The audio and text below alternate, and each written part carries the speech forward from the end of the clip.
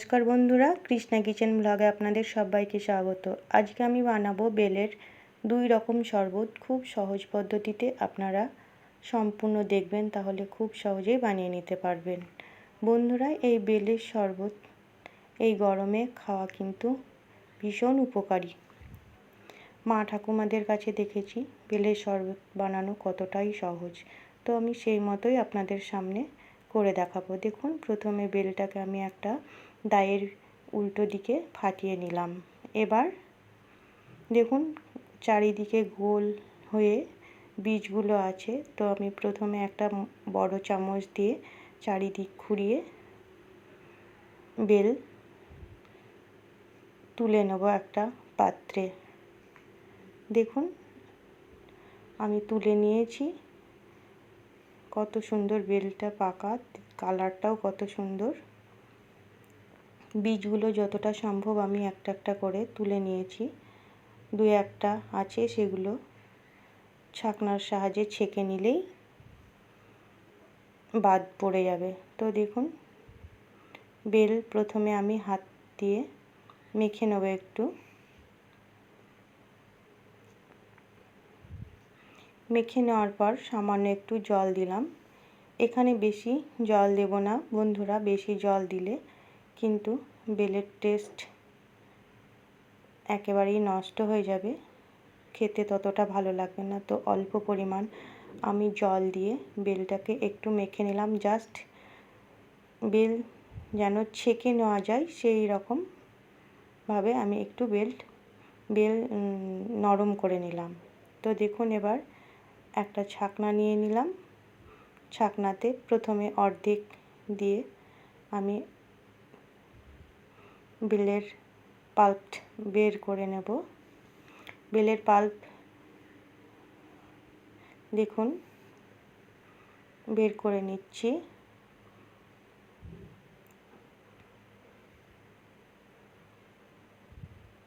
এই গরমে কিন্তু বেলের শরবত একটা দারুণ।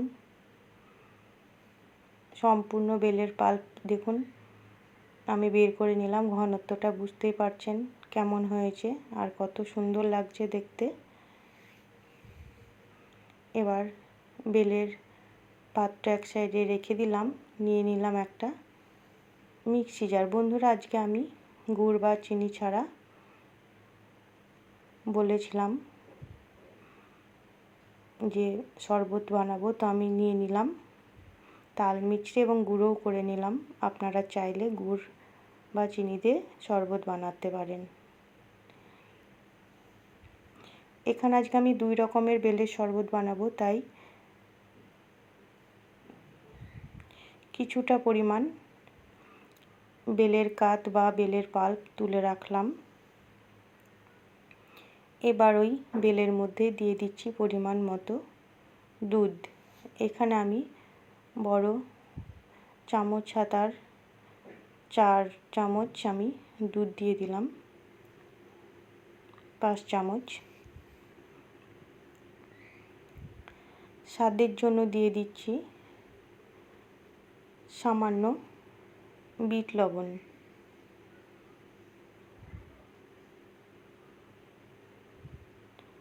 আর মিছরির গুঁড়ো।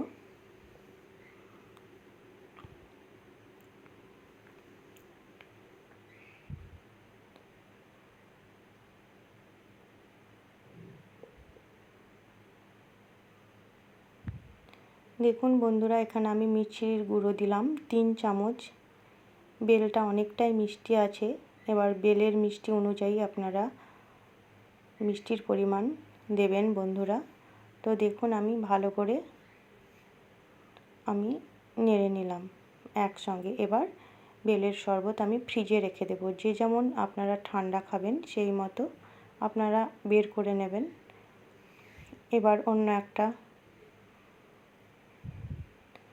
কাপ নিয়ে নিলাম। দিয়ে দিচ্ছি বরফের টুকরো।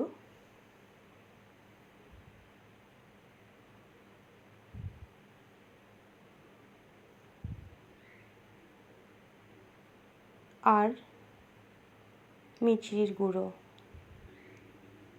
আর সামান্য বিট লবণ।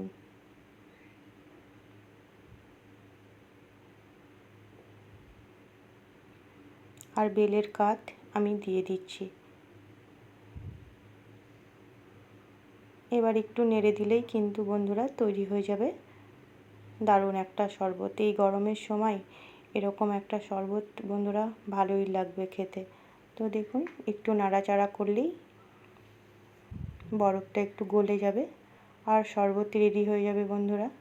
তো কত সহজে তাহলে দুটো বেলের শরবত তৈরি হয়ে গেল, বুঝতেই পারছেন। আপনারাও খুব সহজে এইভাবে বানিয়ে নেবেন এই গরমের মধ্যে বেলের শরবত। দোকান থেকে কোনো ড্রিঙ্কস কেনার প্রয়োজনই হবে না বন্ধুরা, যদি এরকম দুটো শরবত আপনারা বানিয়ে খান। দেখুন আমি ফ্রিজ থেকে বার করে নিয়ে আসলাম দুধ বেলের যে শরবতটা বানিয়েছিলাম। এবার আমি গ্লাসে সার্ভ করে দেখাচ্ছি।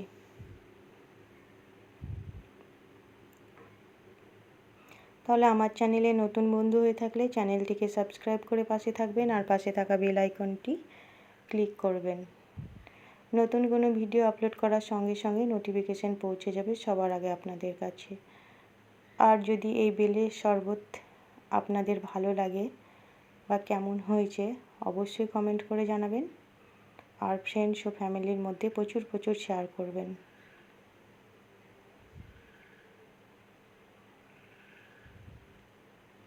আর আপনারা অবশ্যই একবার এইভাবে বেলের শরবত বানিয়ে খাবেন, দেখবেন খুবই ভালো লাগবে।